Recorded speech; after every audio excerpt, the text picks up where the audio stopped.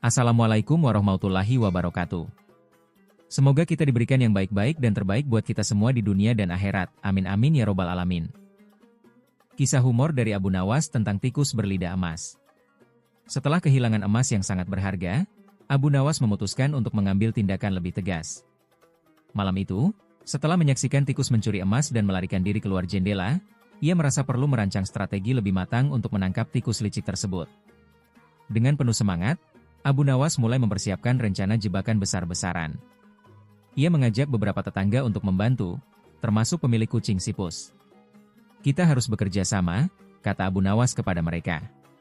"Tikus ini tidak hanya mencuri, tapi juga mempermalukan kita dengan kecerdasannya."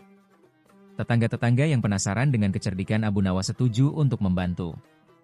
Mereka memasang beberapa perangkap tikus di sekitar dapur dan halaman rumah Abu Nawas. Namun, Abu Nawas merasa perangkap biasa tidak cukup. Ia memutar otak dan merancang jebakan unik, sebuah kotak kayu besar dengan sistem katrol yang dihubungkan ke sepotong keju sebagai umpan. Jika tikus mendekati keju, pintu kotak akan menutup dengan sendirinya. "Malam ini, kita akan menangkap tikus berlidah emas itu," ujar Abu Nawas dengan penuh percaya diri. Ketika malam tiba, semua perangkap sudah dipasang dengan rapi.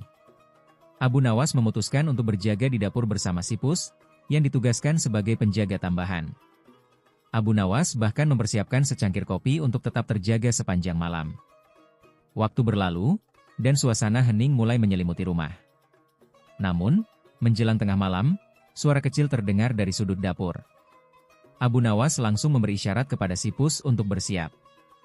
Ia melihat bayangan kecil mendekati perangkap utama yang berisi keju.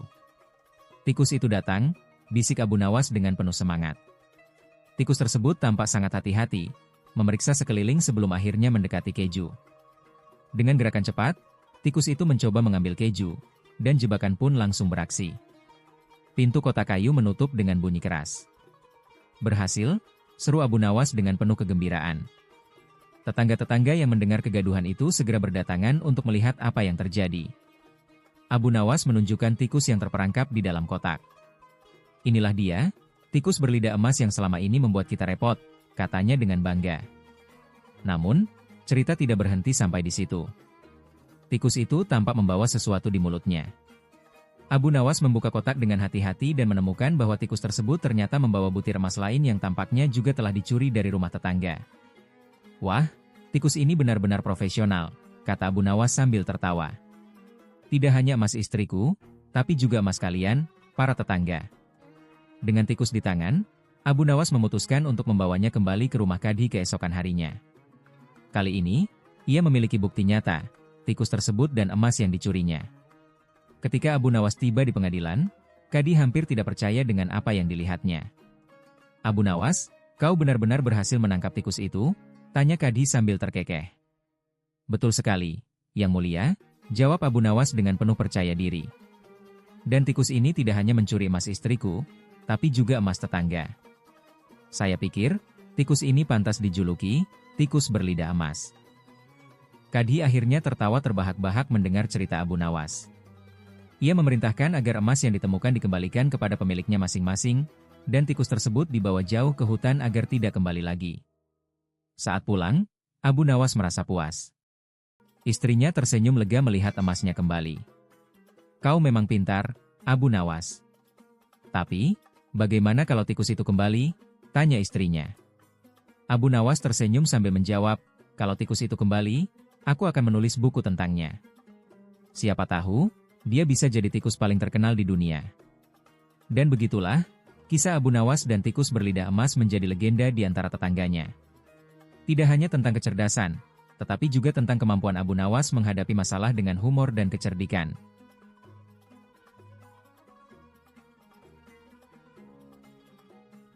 Kisah kecerdikan dan kelucuan selanjutnya, Abu Nawas dan kompetisi memasak tanpa api. Pada suatu hari yang cerah, Raja merasa bosan dengan kegiatan istana yang monoton. Ia memutuskan untuk menciptakan sebuah tantangan yang unik untuk menghibur dirinya dan rakyatnya. Maka, ia memanggil semua penasihat dan pelayan istana untuk menyusun sebuah kompetisi. "Rakyatku harus menunjukkan kreativitas mereka," kata Raja. "Kita akan mengadakan kompetisi memasak, tetapi tanpa menggunakan api. Aku ingin melihat sejauh mana kepintaran mereka." Para penasihat saling pandang, bingung dengan ide raja, tetapi tak ada yang berani membantah. Tak lama kemudian, pengumuman pun disebarkan ke seluruh penjuru negeri. Semua orang tercengang mendengar syarat kompetisi yang tidak biasa itu. Memasak tanpa api? Bagaimana mungkin?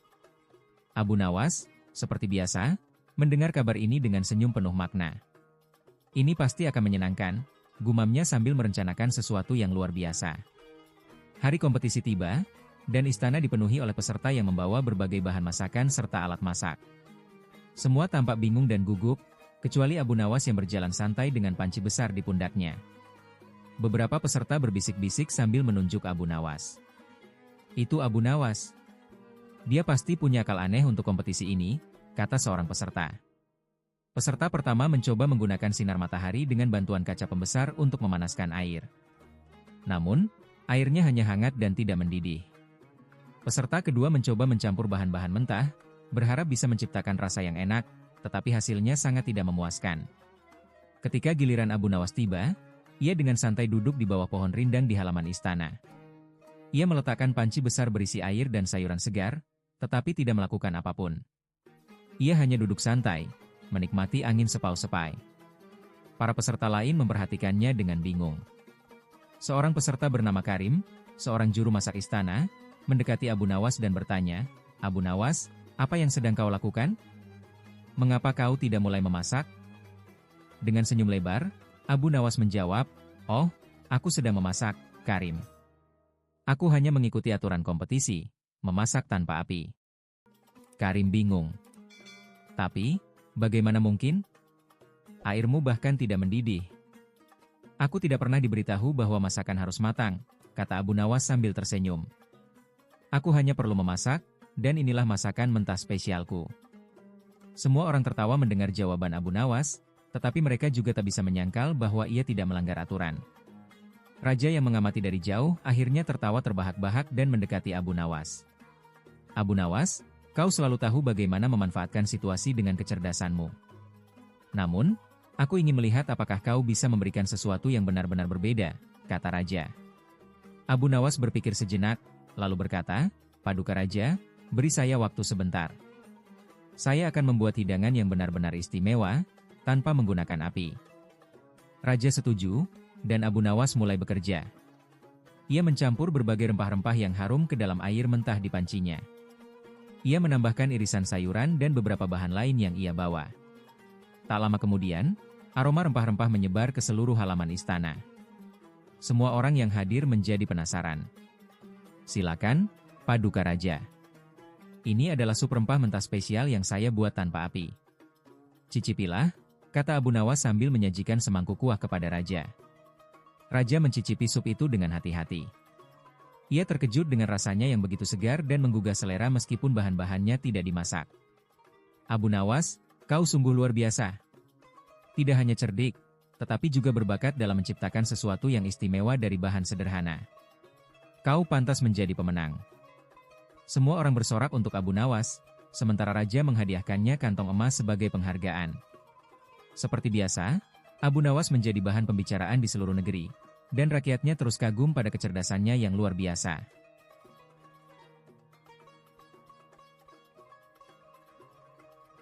Kisah Abu Nawas selanjutnya. Abu Nawas menjual pasir di gurun. Suatu hari, Abu Nawas, seperti biasa, tengah mencari cara unik untuk mendapatkan keuntungan sekaligus menghibur orang-orang dengan kecerdasannya. Ia memutuskan untuk membawa karung pasir ke gurun yang luas dan tak berujung. Di sana, ia mendirikan sebuah lapak kecil dengan papan sederhana bertuliskan, "Pasir Ajaib. Jangan lewatkan kesempatan ini." Saat itu, seorang pedagang kaya bernama Umar sedang melakukan perjalanan bersama rombongannya melintasi gurun. Melihat lapak Abu Nawas di tengah gurun, ia berhenti, penuh rasa ingin tahu. Umar mendekati Abu Nawas sambil berkata, "Apa yang kau lakukan di sini, Abu Nawas? Menjual pasir di gurun ini? Bukankah ini hal yang paling tidak masuk akal yang pernah kudengar?" Abu Nawas tersenyum lebar dan menjawab, "Oh, Tuan Umar, ini bukan pasir biasa. Ini adalah pasir ajaib yang bisa membawa keberuntungan, kesuksesan, dan bahkan melindungi Anda dari nasib buruk." Umar tertawa terbahak-bahak. "Pasir ajaib? Benar-benar lelucon. Apa bukti bahwa pasir ini memang ajaib? Abu Nawas dengan cerdiknya berkata, Tuan Umar, bukti dari keajaiban pasir ini ada pada diri Anda. Apakah Anda saat ini merasa hidup Anda baik-baik saja dan penuh keberuntungan? Tentu saja, jawab Umar dengan bangga. Itu karena Anda belum mengalami nasib buruk. Jika Anda tidak membeli pasir ini, saya khawatir nasib buruk akan datang menghampiri Anda, kata Abu Nawas dengan serius. Umar merasa sedikit terganggu dengan pemikiran itu. Ia akhirnya membeli 1 karung pasir dengan harga mahal hanya untuk memastikan dirinya tetap aman. Setelah Umar pergi, datanglah seorang pengembara bernama Mahmud yang sudah kelelahan. Mahmud melihat Abu Nawas dan berkata, Abu Nawas, apa yang kau jual? Apakah kau bercanda dengan pasir ini? Abu Nawas menjawab, tidak, Mahmud. Pasir ini bisa menghilangkan semua rasa lelahmu. Cobalah, dan kau akan merasa segar kembali. Mahmud membeli sedikit pasir dengan rasa ingin tahu. Ia berjalan beberapa langkah dan sadar bahwa pasir itu sama seperti pasir biasa. Namun, ia tertawa dan berkata, Abu Nawas, kau memang ahli membuat orang tertawa dan lupa bahwa mereka baru saja ditipu. Namun cerita tidak berhenti di situ. Kabar tentang pasir ajaib Abu Nawas sampai ke telinga raja. Sang raja, yang penasaran dengan kecerdikan Abu Nawas, memutuskan untuk menguji dirinya. Sang raja memanggil Abu Nawas ke istana dan berkata, Abu Nawas, aku mendengar bahwa kau menjual pasir ajaib di gurun. Aku ingin kau menjual pasir ini padaku dan membuktikan keajaibannya. Abu Nawas, dengan penuh percaya diri, berkata, Paduka Raja, pasir ini telah membawa keberuntungan bagi banyak orang. Jika Anda membelinya, istana ini akan menjadi lebih makmur dan rakyat akan semakin mencintai Anda. Raja tertawa mendengar jawaban itu dan akhirnya membeli 1 karung pasir. Tidak lama kemudian, Abu Nawas pergi dengan membawa hadiah emas dari raja, sambil berkata, Paduka, keajaiban pasir tidak datang dari pasir itu sendiri, tetapi dari keyakinan Anda pada cerita ini. Rakyat pun mendengar kisah ini dan tertawa. Abu Nawas sekali lagi membuktikan bahwa kecerdasannya tidak hanya menghibur tetapi juga menghadirkan pelajaran tentang kepercayaan dan logika. Abu Nawas jadi tukang cat. Di suatu pagi yang terik di kota Baghdad, matahari bersinar garang di langit tanpa awan. Jalanan ramai dipenuhi pedagang, unta, anak-anak yang bermain, dan suara lantang dari para penjajah makanan. Di antara keramaian itu, berjalanlah seorang pria dengan sorban kusut dan sandal yang sudah miring. Dialah Abu Nawas, si cerdik yang sering membuat orang tertawa sekaligus geleng kepala. Perutnya berbunyi nyaring, seolah ikut protes karena sudah 3 hari hanya diisi angin dan harapan.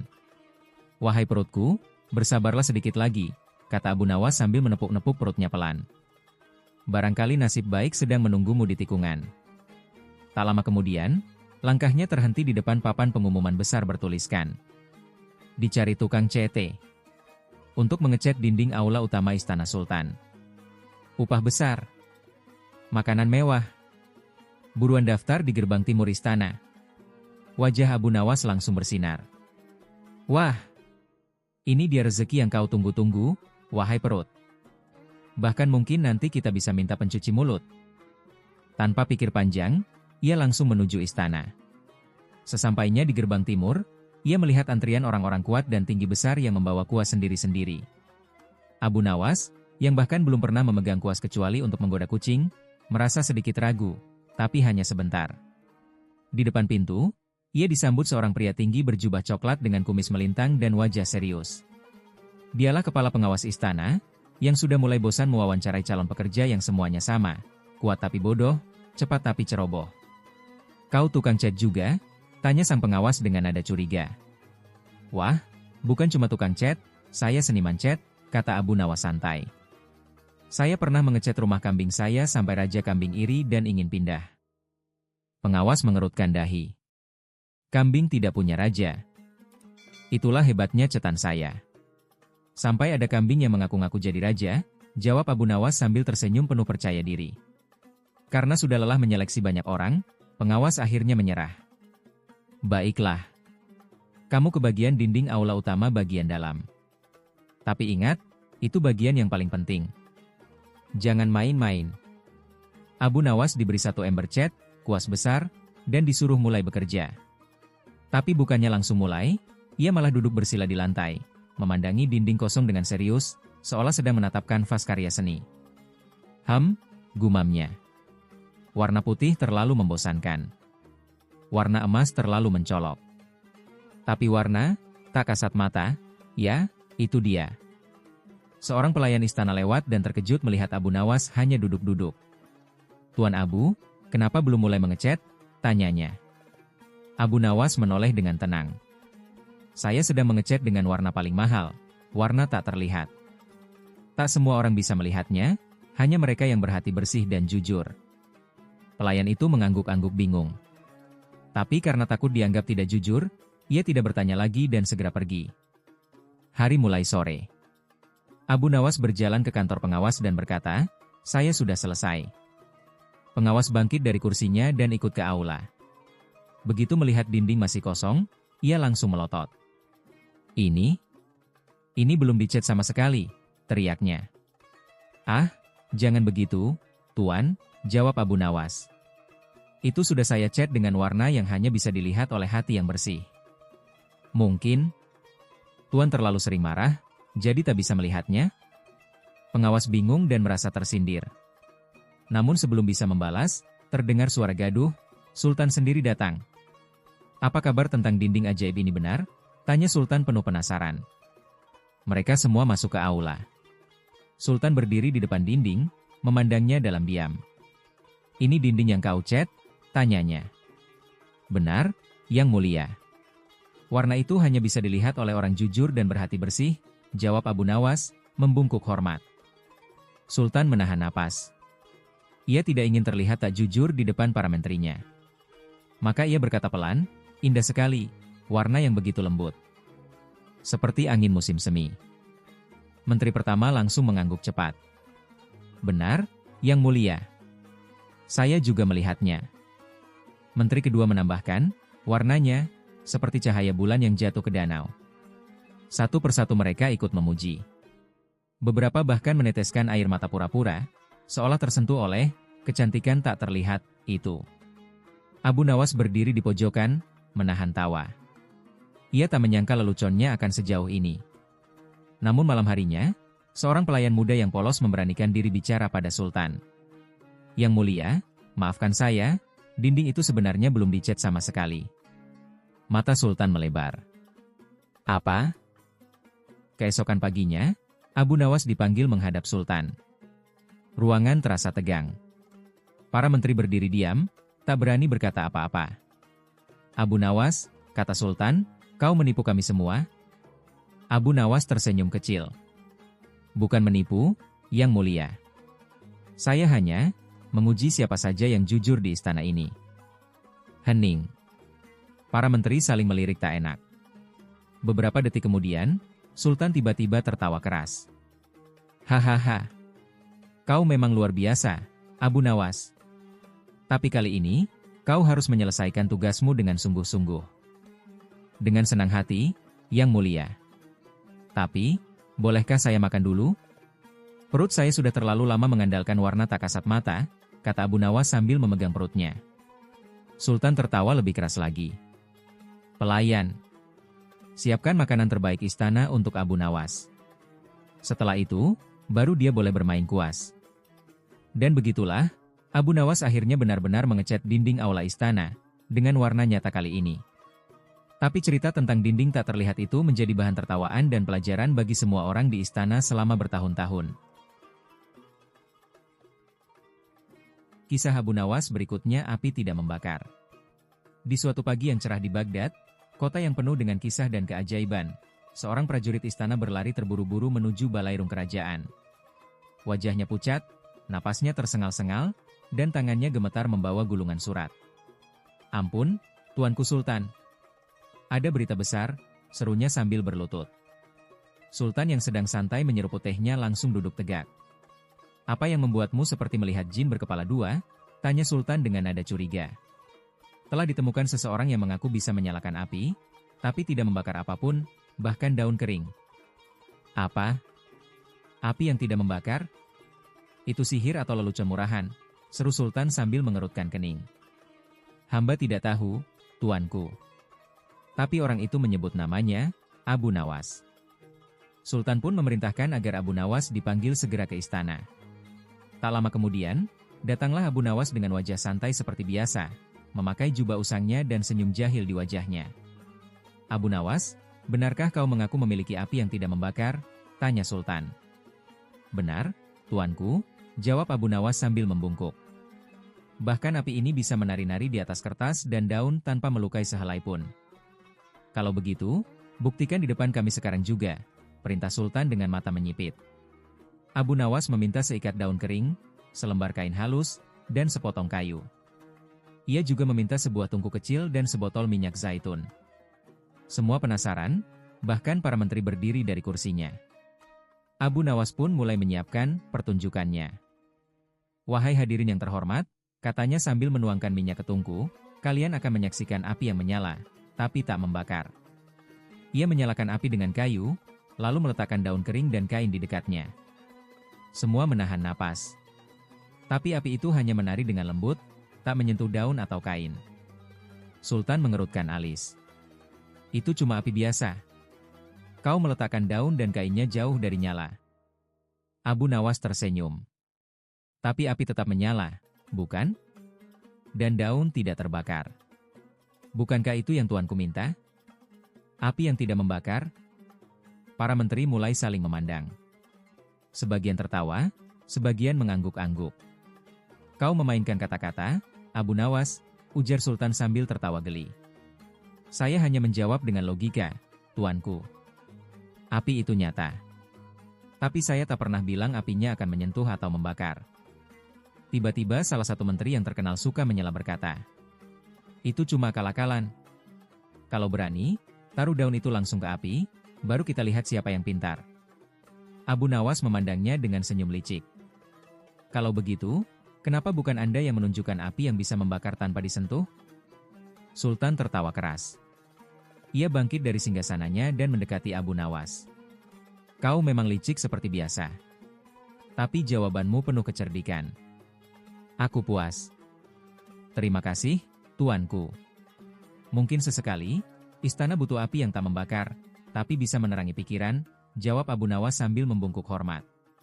Sejak hari itu, kisah tentang api yang tidak membakar menjadi bahan tertawaan dan renungan di seluruh Baghdad.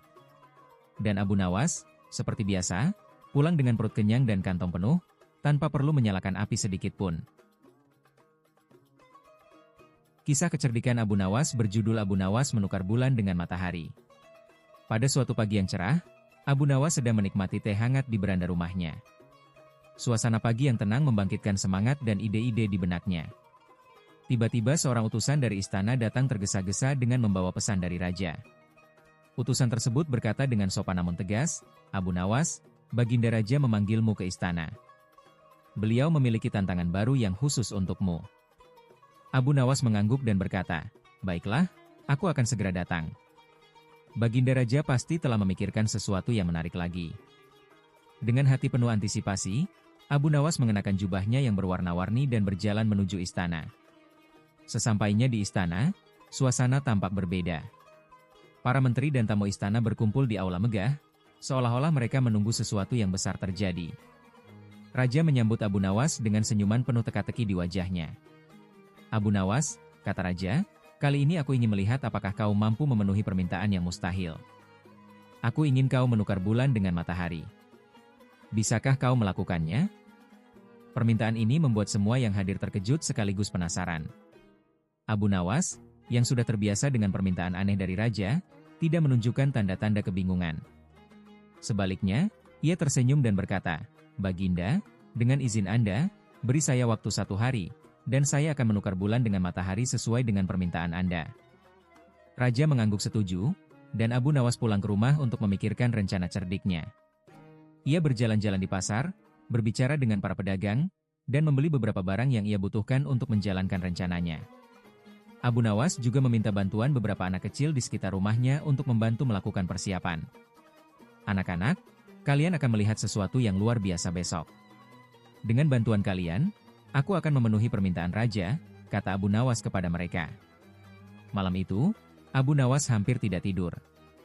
Ia mempersiapkan segala sesuatunya dengan penuh perhatian, mengatur kain, lentera, dan berbagai alat yang diperlukan. Ia bahkan membuat penyesuaian kecil pada lentera agar cahayanya tampak lebih lembut dan alami, seperti bulan. Keesokan paginya, Abu Nawas kembali ke istana dengan membawa barang-barang yang telah ia siapkan. Aula istana sudah penuh dengan orang-orang yang ingin melihat bagaimana Abu Nawas akan menyelesaikan tantangan ini. Raja duduk di singgasananya, terlihat antusias sekaligus penasaran. Abu Nawas mulai dengan berbicara kepada semua yang hadir. Ia berkata, "Baginda, para menteri, dan tamu istana yang terhormat, sebelum saya memulai, izinkan saya menyampaikan bahwa bulan dan matahari adalah simbol penting dalam kehidupan manusia. Matahari memberikan kekuatan dan cahaya untuk menjalani hari, sementara bulan memberikan ketenangan dan inspirasi di malam hari. Kedua-duanya tidak dapat dipisahkan dari kehidupan kita." Setelah memberikan penjelasan tersebut, Abu Nawas mulai menjalankan rencananya. Ia mengambil kain berwarna kuning cerah dan mengikatnya pada tongkat panjang. Ia membawa tongkat itu ke taman istana yang penuh dengan bunga indah. Di tengah taman, ia menancapkan tongkat tersebut dan menempatkan lentera kecil yang memancarkan cahaya hangat di atas kain kuning tersebut. Kain itu tampak bersinar terang, menyerupai matahari. Kemudian, Abu Nawas mengambil kain putih keperakan dan membawanya ke aula istana yang gelap. Ia menggantung kain tersebut di sudut aula dan mengatur lentera kecil di sekelilingnya. Cahaya lembut dari lentera-lentera itu memantul pada kain putih, menciptakan efek seperti bulan yang bersinar di malam hari. "Baginda, lihatlah," kata Abu Nawas dengan penuh percaya diri. "Matahari kini bersinar di taman, dan bulan bersinar di aula istana. Saya telah menukar keduanya sesuai dengan permintaan Anda." Semua orang yang hadir terpana dan kagum dengan kreativitas Abu Nawas. Tepuk tangan meriah memenuhi aula istana. Raja, yang awalnya ingin menguji Abu Nawas, kini tersenyum puas. Ia berkata, "Abu Nawas, kau tidak hanya cerdas, tetapi juga mampu menghibur seluruh istana. Dunia ini membutuhkan lebih banyak orang sepertimu." Abu Nawas membungkuk dengan rendah hati dan menjawab, "Baginda, saya hanya ingin memastikan bahwa setiap permintaan Anda, betapapun sulitnya, selalu membawa kegembiraan bagi istana ini." Raja memerintahkan pesta kecil diadakan untuk merayakan kecerdikan Abu Nawas. Hari itu menjadi salah satu hari yang paling berkesan di istana, di mana semua orang belajar bahwa dengan kreativitas dan kecerdikan, batas-batas yang tampaknya mustahil dapat dilampaui. Kisah cerita humor Abu Nawas selanjutnya. Sandal Abu Nawas bicara di tengah rapat. Pada suatu pagi yang cerah, Abu Nawas baru saja kembali dari pasar setelah membeli sepasang sandal baru. Sandal tersebut sederhana, berwarna coklat dengan sol yang empuk, tidak istimewa menurut kebanyakan orang, tetapi bagi Abu Nawas, sandal ini adalah simbol kemewahan. Sebagai seorang yang seringkali mengandalkan kecerdikannya daripada harta bendanya, memiliki sandal baru adalah kebahagiaan tersendiri. Namun, seperti kebanyakan barang milik Abu Nawas, sandal ini tidaklah biasa. Tanpa ia sadari, sandal yang ia beli memiliki keajaiban yang akan menjadi pusat dari kisah absurd hari itu. Undangan rapat desa.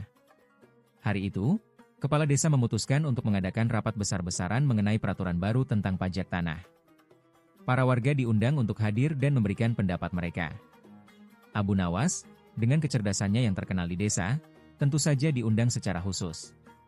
Bahkan kepala desa berkata, "Abu Nawas, kau selalu punya ide cerdas. Aku harap kau datang dan membantu kami menyelesaikan perdebatan ini." Abu Nawas, dengan sandal barunya, merasa percaya diri. Ia melangkah menuju balai desa dengan hati penuh antusiasme. Tetapi apa yang terjadi di rapat tersebut benar-benar di luar dugaannya. Kehadiran yang menghebohkan. Di dalam balai desa, warga sudah berkumpul. Ada petani, pedagang, dan beberapa pejabat desa yang duduk di kursi-kursi kayu yang sudah mulai lapuk. Kepala desa memulai rapat dengan pembukaan yang serius, membicarakan betapa pentingnya peraturan pajak tanah ini bagi kesejahteraan desa. Abu Nawas mengambil tempat di barisan depan, menyilangkan kakinya dengan santai, sambil memperhatikan jalannya diskusi. Namun, saat kepala desa sedang berbicara, tiba-tiba terdengar suara. "Ah, pajak tanah? Bukankah itu terlalu memberatkan orang-orang miskin?" Semua orang terdiam dan saling memandang.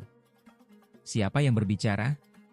Kepala desa berhenti sejenak, lalu melanjutkan. Namun, suara itu terdengar lagi. "Kenapa orang-orang kaya tidak membayar lebih banyak? Bukankah mereka punya tanah lebih luas?" Kali ini, semua mata tertuju kepada Abu Nawas, yang terlihat santai dan tidak berkata apa-apa.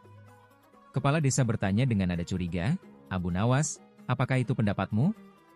Abu Nawas, yang sama terkejutnya dengan orang lain, menjawab, tidak, itu bukan aku. Aku bahkan belum berbicara apa-apa. Tetapi suara itu muncul lagi, lebih keras, pajak tanah harus adil. Orang kaya harus membayar lebih banyak, sementara orang miskin diberi keringanan. Semua orang mulai gelisah. Mereka melihat ke sekeliling ruangan, mencoba mencari sumber suara. Namun, Abu Nawas mulai merasa ada yang tidak beres. Ia menunduk dan melihat sandal barunya, dan tiba-tiba sadar bahwa suara itu berasal dari sana. Sandal yang bicara. Abu Nawas hampir tidak percaya dengan apa yang dilihat dan didengarnya. Sandal barunya, ya, sandal itu, berbicara dengan lantang di tengah rapat desa. Sandal tersebut tampaknya memiliki pendapat yang kuat tentang masalah pajak tanah. Ia mencoba menginjak sandal itu dengan pelan untuk menghentikan suara tersebut, tetapi sandal tersebut malah berseru lebih keras, "Hei Abu Nawas, kenapa kau mencoba membungkamku? Pendapatku lebih masuk akal daripada kepala desa." Warga desa mulai tertawa terbahak-bahak. Kepala desa, yang awalnya terlihat serius, juga tidak bisa menahan tawanya. "Abu Nawas, apakah sandalmu ini semacam sandal ajaib? Apa kau sengaja membawa sandal ini untuk membuatku terlihat bodoh?" katanya sambil tertawa. Keadaan yang semakin absurd. Abu Nawas, dengan wajah malu bercampur geli, mencoba menjelaskan, "Sungguh, aku tidak tahu sandal ini bisa bicara. Aku hanya membelinya di pasar pagi tadi." Namun, sandal itu terus berbicara. Kali ini, ia menyindir kepala desa, "Kau selalu membuat rapat panjang tanpa hasil. Cepat putuskan saja peraturan pajaknya agar kami bisa pulang." Warga desa semakin terhibur. Mereka mulai memandang sandal Abu Nawas sebagai hiburan utama rapat. Bahkan ada anak-anak yang berlari masuk ke balai desa, penasaran ingin melihat sandal ajaib yang bicara. Solusi Abu Nawas. Meskipun semua orang tertawa, Abu Nawas tahu bahwa situasi ini harus diakhiri. Ia berpikir cepat, dan akhirnya menemukan solusi. Ia berdiri dan berkata dengan lantang, "Tuan Kepala Desa, aku rasa sandal ini benar. Peraturan pajak harus adil bagi semua, dan rapat ini tidak perlu diperpanjang." Kepala desa, yang setuju dengan pendapat sandal ajaib tersebut, mengangguk. "Baiklah, Abu Nawas. Aku setuju dengan sandalmu. Mari kita buat keputusan hari ini." Dengan itu, rapat berakhir, dan warga desa pulang dengan senang hati. Mereka tidak hanya membawa keputusan pajak yang adil, tetapi juga kenangan lucu tentang sandal bicara Abu Nawas. Setelah kejadian itu, sandal ajaib Abu Nawas menjadi legenda di desa. Warga desa sering menggoda Abu Nawas dengan berkata, "Abu Nawas, apa sandalmu punya pendapat tentang cuaca hari ini? Atau, bisakah sandalmu membantu kami memecahkan masalah?" Abu Nawas, dengan kecerdasannya, selalu menjawab dengan humor, "Sandal ini sudah pensiun. Ia hanya bicara saat ada rapat penting." Dan begitulah, kisah sandal bicara Abu Nawas menjadi salah satu cerita humor yang terus hidup di desa, menghibur semua orang dengan absurditasnya.